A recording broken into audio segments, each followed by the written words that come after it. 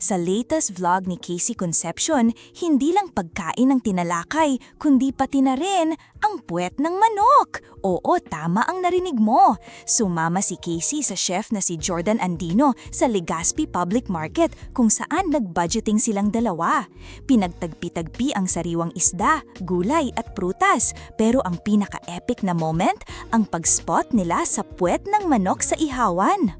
Another puwet! From my puwet to yours! Sigaw ni Casey habang buong ginhawa niyang ipinapasa ang crispy chicken butts sa kanyang mga kasama.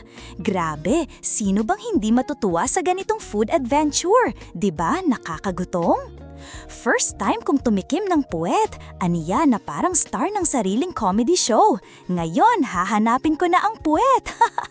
Pasok ang punchline at in fairness, ang sarap nga. Si Casey talagang napapa-convert sa chicken butt na iyon. Hindi lang pangmukang buffet ang pinuntahan ni Casey, kundi pati na rin ang puso ng mga lokal na vendors na puno ng kwento at gawang kamay. Dumaan siya sa mga tindahan, bumili ng mga lokal na produkto at nagbigay pa ng pagkakataon sa mga maswerteng tao na makapag-selfie kasama siya. Sa mga nagbabalak na sumubok sa puwet ng manok, well, tingnan nyo na lang si Casey, isang social media queen na nagdala ng saya sa mga palengke. Huwag kalimutang i-like at i-share ang kanyang vlog.